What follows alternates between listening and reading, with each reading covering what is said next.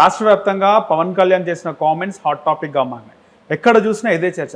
కానీ చాలామంది తెలంగాణ మా అయ్య జాగిరే, తెలంగాణలో జాగిరే అని కామెంట్ చేసినప్పటికీ ఆ కామెంట్స్ అన్ని ఒక ఎత్తు అయితే, తెలంగాణ ఇప్పుడు మా జాగిరు, గతంలో మా అయ్యల జాగిరు, భవిష్యత్తులో మా పిల్లల భావితరాల జాగిరని ఏకంగా ప్రజా యుద్ధ నౌక స్వర్గీయ గద్దర్ గారి కుమార్తె వెన్నెల గద్దర్ గారు రిలీజ్ చేసిన వీడియో చాలా వైరల్గా మారింది. పవన్ కళ్యాణ్ని గద్దర్ కుమార్తె కౌంటర్ చేసిందా అని చెప్పేసి మొత్తం మీడియా కూడై వస్తుంది. దీనికి సంబంధించి మనతో పాటు హిట్ టీవీతో గద్దర్ కుమార్తె, ప్రస్తుత తెలంగాణ రాష్ట్ర సాంస్కృతిక శాఖ చైర్పర్సన్ వెన్నెల గారు ఉన్నారు. మాట్లాడదాం. అక్క నమస్తే. నమస్తే తమ్ముడు. ముఖ్యంగా అందరూ చేసిన కామెంట్స్ ఒక ఎత్తు అయితే, మీరు చేసిన కామెంట్స్ గురించి అవే చర్చనీయాంశంగా మారినాయి. అంటే గద్దర్ కుమార్తె కామెంట్ చేసింది పవన్ కళ్యాణ్ పైన. పవన్ కళ్యాణ్ గద్దర్ గారు ఎంత క్లోజ్ ఉండే, తెలంగాణ నాయకులు కూడా ఈర్ష్యపడుతుంటే అలా బాగా ప్రేమ అనుబంధంతో ఉంటుండే అని చెప్పేసి. సో మీరు చేసిన కామెంట్స్ మీకు ఎక్కడ బాధ అనిపించినాయి? మీరు అలా కామెంట్ చేయడానికి కారణం ఏంది? ముందుగా తెలంగాణ ప్రజలందరికీ వందనాలు. నేను నా ఫస్ట్ వీడియో రిలీజ్ చేసినప్పుడే చెప్పాను, ఒక తెలంగాణ ఆడబిడ్డగా చాలా బాధ అనిపించింది. మా అస్తిత్వాన్ని శంకించిన విధంగా తమరు మాట్లాడారు. తెలంగాణ ఎవరో తెస్తే ఇస్తే రాలేదు, పోరుబాట బట్టి రక్తం చిందించి త్యాగాలు చేసి తమని ఆహుతి చేసుకుంటే వచ్చింది తెలంగాణ. సో ముందుగా గద్దరన్న బిడ్డ కంటే ఎక్కువ ఒక తెలంగాణ ఆడబిడ్డగా చాలా బాధ అనిపించింది. ఇక్కడ పవన్ అన్న గారు కొంతమందిని అనిండొచ్చు మీ అయ్య జాగిరా అని, అడ్డుకునే వాళ్ళని ఎవరైతే అడ్డుకుంటున్నారో. కాకపోతే ఎవరు అడ్డుకోవట్లేదు. It's very simple, it is a very clear friend. Nobody are stopping anybody. Telangana ఒక మినీ ఇండియా. భారతదేశం నుంచి అన్ని రాష్ట్రాల ప్రజలు ఇక్కడ వచ్చి స్థిర నివాసం ఉంటూ, ఉద్యోగాలు చేసుకుంటూ, బిజినెస్లు చేసుకుంటూ, ప్రతి ఒక్క చోట చూస్తే మన తెలుగు వాళ్ళు తెలంగాణ వాళ్ళకంటే ఎక్కువ బయట రాష్ట్రాల వాళ్ళే కనిపిస్తుంటారు మనం. అట్లాగే ఒక పార్టీ స్థాపన కూడా, తెలంగాణ ఆవిర్భవించినాక తెలంగాణ రాష్ట్రం వచ్చిన తర్వాత కూడా ఎన్నో పార్టీలు పుట్టుకొచ్చాయి. సో అట్లాగే జనసేన పార్టీ కూడా మన పోటీ చేసింది, జనసేన పార్టీ కూడా సపోర్ట్ చేసింది ఇక్కడ బీజేపీకి పోటీ చేసిన వాళ్ళకు. అప్పుడు ఎవరు అడ్డుకోలేదు, ఎవరు పందాల వాళ్ళు పోటీ చేసినారు. సో కొన్ని మాటల యుద్ధంలో భాగంలో బలైపోయింది తెలంగాణ అస్తిత్వం, బలైపోయింది తెలంగాణ గర్వం. హీఈస్ అవర్ ప్రైడ్ అని చెప్పుకున్న ఆ గొప్ప వ్యక్తి పేరనే బాధ అనిపించింది. ముఖ్యంగా చాలా వరకు ఈరోజు కూడా ఒక ప్రెస్ మీట్ జరిగింది. అంటే చనిపోయిన వ్యక్తి గురించి మాట్లాడడం ఏంది, ఆయనకు అవి ఇప్పించిన మాట్లాడుతున్నారు. కారు ఇప్పించిన గద్దర్ గారికి అంటే ముఖ్యంగా ఆయన మాట్లాడిన మాటలు కూడా కేవలం తెలంగాణకి నన్ను వ్యతిరేకంగా చూస్తున్నారు, తెలంగాణ వాళ్ళతో నేను చాలా మమేకమైనను. అందులో ప్రముఖులు గద్దర్ గారు ఆయన ఉన్నప్పుడు ఆయనతో ఎవరు బాగున్నారు, ఆయన కష్టాల్లో నేనుండే, ఆయన నాతో షేర్ చేసుకుంటుండే, ఆటోలో తిరగనీకి అయితే ఎలా తమ్మి అంటే నేను కారు ఇప్పించిన అని ఆ సందర్భానుసారం పవన్ కళ్యాణ్ గారు మాట్లాడారు. సో అది కూడా మీకు బాధ కలిగించుండొచ్చు. ఇలా మాట్లాడుతుండేది పవన్ కళ్యాణ్ మీకు అనిపించవచ్చు. మీకు తెలిసి పవన్ కళ్యాణ్ గారు కారు ఇప్పించినారా?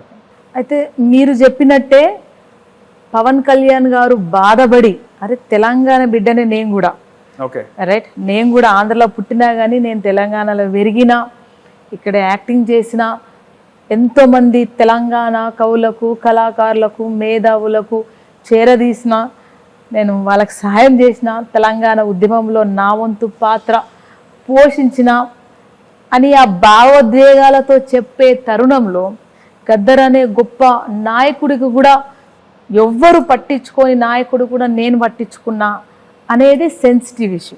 ఓకే, అంటే చెప్పడం ఎలా అయిందంటే, ఇక్కడ సరే నేను చేసిన అనేది ఒక పక్కనైతే, గద్దర్ గారికి నేను తప్ప ఎవడు చేయలేదు, మీరేం బీకిండ్రా లేకుంటే ఓడ చేసిందా అంటే, తెలంగాణలో ఎంతోమంది గద్దర్ గారిని కాపాడుకున్నారు కదా, తెలంగాణలో గద్దర్ గారిని ఎంతోమంది గౌరవించుకున్నారు. ఆయన పాట లేనిదే తెలంగాణలో ఏది ముందుకు సాగదు. సో అట్లాంటి టైంలో నేనే చేసిన, నేను తప్ప ఎవరు చేయలేదు అని అనేటప్పుడు కుటుంబ సభ్యుల మేమేమో కూడా బాధ అనిపించింది, ఎవరు ఉన్నప్పుడు ఎవరు చూసిరని. ఇక్కడ ఏమైందంటే ఇక్కడ తను ప్రజెంట్ చేసే విధానం ఏంటంటే గద్దర్ లాంటి వాళ్ళు అవమానించబడ్డారు, గద్దర్ లాంటి వాళ్ళు అవమానించిన టైంలో నేను అన్నతో పాటు ఉన్నాను తోడుగా అని చెప్పడం పోయి అంతా నేనే చేశాను అనేది అంతా నువ్వు ఎట్లా చేస్తావు, అది ఒకటి. ఇంకోటి ఏంటంటే వాళ్ళిద్దరి మధ్య ఉన్న ఇంటిమెసీని, ఒక పర్సనల్ రిలేషన్, ఆ పర్సనల్ రిలేషన్ని, ఆ గౌరవప్రదమైన రిలేషన్ని, ఒక పవిత్రమైన రిలేషన్ని మీరు ప్రజెంట్ చేసే విధానం డిఫరెంట్ ఉంది. దానికన్నా ముందు చాలాసారి గద్దర్ గారి గురించి తెలంగాణలో పవన్ అన్న ఏ మీటింగ్ పెట్టినా గద్దర్ గారికి నివాళి అర్పించినారు, గద్దర్ గారి పాట పాడినారు, గద్దర్ గారి ఉద్యమాల గురించి చెప్పినారు.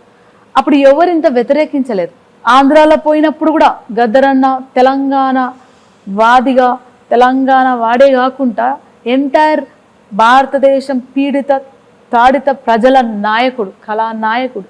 ఆంధ్రప్రదేశ్లో కూడా గద్దర్ గారి ప్రస్తావ వచ్చినప్పుడు ఎవరు వ్యతిరేకం తెలంగాణ వాళ్ళు అనలే మా గద్దర్ అన్నని మీరు ఆంధ్రప్రదేశ్లో ఎందుకు వాడుకుంటున్నా అనలేదు. గద్దర్ అన్న అందరి వాడు. కానీ ఇక్కడ అన్నగారు ప్రజెంట్ చేసిన విధానమే రెచ్చగొట్టే విధానంగా ఉంది. సరే ఆయన ఏదో నిన్నన్నారు, నువ్వేదో మీ మధ్య పంచాల అందరూ అంటే ఇది సెన్సిటివ్ ఇష్యూ. ఇది ఒక ప్రాంతీయ పోరాటమే కాకుండా ఒక అస్తిత్వ పోరాటం. తెలంగాణ వచ్చినాక నువ్వు మాకు బాగున్నావా, ఏమాక అసలు కలుస్తలేవు, ఏం సంగతి, ఇట్లా మాట్లాడక ముందైతే ఈ భాష మాట్లాడాలన్న భయం వేస్తుంది. ఈ భాష అంటేనే బూతు భాష అన్నారు, ఏమనుకుంటారో మాట్లాడితే అట్లా అని అర్థమైందా. ఎందుకంటే నేను గవర్నమెంట్ సంస్థలో పనిచేసాం. అక్కడ అందరూ తెలంగాణ పిల్లలంతా లాంగ్వేజ్ చాలా మాట్లాడారు. నేనుగానే మాట్లాడదామంట. ఇంకెక్కువ హైదరాబాద్ కాబట్టి హైదరాబాద్ ఇంగ్లీష్ తెలుగు వచ్చేది కాబట్టి బతికిపోయినాం, లేకుంటే ఎప్పుడో తీసి పడేద్దురు అనిపిస్తుంది. సో అటువంటి situation it's very sensitive issue, చాలా సున్నితమైన ఇష్యూ. అది నువ్వు ఎవరినన్నా సరే నీ అయ్య జాగిర్ అన్న వారికి కొంచెం బాధ అనిపించింది. అందుకే మీరు గద్దర్ గారికి చాలా వేదికల మీద ప్రస్తావించినా, ఆంధ్రప్రదేశ్లో పోయి ప్రస్తావించినా సరే దాన్ని ఎవరు వ్యతిరేకించలేరు. మీరు అదే గద్దర్ గారి గురించి డిఫరెంట్ వేలో ప్రస్తావించే వారికి అక్కడ ఒక అస్తిత్వ పోరాటానికి, త్యాగాలు చేసిన పోరాటానికి ఆయననంటే మమ్మల్ని అన్నట్టే అని ప్రతి ఒక్కరు ఫీల్ అయ్యారు.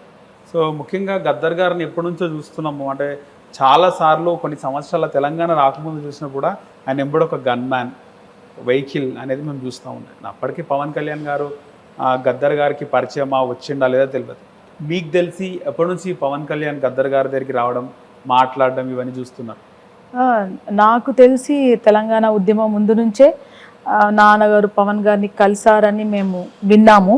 అంటే పార్టీ పెట్టకముందే? పార్టీ పెట్టకముందే కలిసారు, ఒక 2 సార్లు కలిసారని విన్నాము. కాకపోతే పెద్దగా ఆయన మాకు పర్సనల్గా ఏం చెప్పేవాళ్ళు గారు, ఎవరైనా మాట్లాడుకుంటూ విన్నాం. తర్వాత గత ఈ 5 ఏళ్లలో ఆఫ్టర్ కోవిడ్ తర్వాత ఎక్కువ చిన్న ఛానల్స్కి ఇంటర్వ్యూ ఇవ్వడం, యూట్యూబ్ ఛానల్స్ ఎక్కువ అయిపోయినప్పుడు అప్పుడు మాట్లాడినప్పుడు గద్దర్ గారు పవన్ కళ్యాణ్ అన్నగారితో ఉన్న తన అనుబంధాన్ని ప్రకటించుకున్నారు. చెప్పడం జరిగింది. అప్పుడు నాన్నకు పవన్ అన్నగారు అంటే అంత ఇష్టము, అంత క్లోజా ఉండొచ్చేమో అని చెప్పి మేము అనుకున్నాం. కానీ ప్రత్యక్షంగా మేము ఆయన అడగలేదు, ఆయన మాకు చెప్పలేదు. అట్లాగే పవన్ అన్న గారు కూడా ప్రతి వేదిక మీద గద్దర్ అన్నను స్మరించుకుంటూ గద్దర్ అన్న త్యాగాలని, ఆయన పాటని, ఆయన పోరాట పటిమని ప్రజల్లోకి మరొకసారి చేసిన అన్నగారు కూడా అంటే కూడా నానంటే కూడా అన్నకి ఇష్టం అనేది చెప్పి అట్లా మాకే కాదు సామాన్య ప్రజలందరికీ అది అర్థమైంది. కానీ ఆ ఇంటిమెస్సీని, మీ మధ్యలో ఉన్న ఇంటిమెస్సీని ఈ విధంగా బహిర్గతం చేస్తారని ఎవరు అనుకోలేదు. ఇంకా అందరూ ఏమంటారంటే తెలంగాణ మా దగ్గర దీదర్ ఎందుకు అడుగుతారు, మా గద్దర్ అని అడుగుతానే సీఎం పోస్టే ఇచ్చేస్తారు ప్రజలంతా అని ఆ ఉద్దేశంలో ప్రజలు ఫీల్ అవుతున్నారని నేను అనుకుంటున్నాను. కానీ ముందు నుంచే పవన్ కళ్యాణ్తో ఒక చనువు. ఇంకా మీకు ఇండస్ట్రీలో అంటే సినిమా చాలా వరకు శ్రీరాములయ్య సినిమా కానీ, అప్పుడు పరిటాల రవి గారు చనిపోయిన బాగా గుర్తుంది. 2004లో చనిపోయిన వెంటనే అప్పుడు ఉన్నటువంటి మెయిన్ స్ట్రీమ్ మీడియా గద్దర్ గారిని అడిగినప్పుడు క్వశ్చన్, అప్పుడు నక్సలిజం అంటే ఆయన అండర్ గ్రౌండ్లో ఉన్నప్పుడు నా దగ్గర కూడా వచ్చిండు. గద్దర్ గారు కూడా చాలా రోజులు రాయలసీమలో ఉన్నాడని చెప్పి కూడా విన్నాం. నిజమే నాకు అది? శ్రీరాములయ్య వాళ్ళ ఇంట్లో అప్పట్లో రాయలసీమలో ఉంటుండే. ఓకే. గద్దరన్న గారి అజ్ఞాత జీవితము ఎక్కువ శాతం ఆంధ్రప్రదేశ్లో జరిగింది. సో పరిటాల రవణ వాళ్ళ ఇంట్లో ఉన్నారు. ఓకే. సో ఆ ఇన్సిడెంట్ అంటే పరిటాల రవణ వాళ్ళ మీద శ్రీరాములయ్య గారి మీద ఇన్సిడెంట్ అప్పుడు నాన్న కూడా ప్రత్యక్షంగా ఉన్నారు. ఓకే, ఉన్నారు. అలా శ్రీరాములయ్య గారి ఇన్సిడెంట్ జరిగినప్పుడు. ఓకే, ఆ టైంలో అంతా కూడా. అయితే మీరు ఫ్యామిలీతో చాలా దూరం అక్క. అప్పుడు మీరు చిన్నగా ఉన్నప్పుడు చాలా మిస్ అయినట్టున్నారు గద్దర్ గారిని. గద్దర్ గారు 7 ఏళ్ళు అజ్ఞాతవాసంలో ఉన్నారు. అజ్ఞాతవాసం నుంచి వచ్చినాక కూడా ఆయన ఎప్పుడు వచ్చేవారో ఎప్పుడు పోయేవారో మాకు తెలిసేది కాదు. సో చనిపోయేంత వరకు కూడా ఆయన మా కుటుంబంతో కంటే ఎక్కువ ప్రజలతోనే గడిపారు. హాస్పిటల్ ఉన్నప్పుడు అందరు వచ్చి కలిసినారు, కానీ మేము వెళ్ళి కలవలేకపోయాం. మేము పోగానే అక్కడ హాస్పిటల్ తిట్టేవారు, ఎంతమంది వస్తారమంటారు, మేము పిల్లలవండి, నేను డాటర్ని. ఒకసారి 3rd ఆగస్ట్కి ఆపరేషన్కి వెళ్ళే ముందు నేను మరీ కొట్లాడి 2nd ఆగస్ట్కి వెళ్ళి లాస్ట్ అప్పుడే కలిసాం. అయితే ఐఎమ్ డాటర్, నేను బరాబర్ కలుస్తా అని చెప్పి వెళ్ళిపోయి కలిసి వచ్చాను అనమాట. సో ఆయన చనిపోయేంత వరకు కూడా ప్రజలతోనే ఎక్కువ శాతం ప్రజల కోసమే బతికారు. ఇంటికి పోలీసులు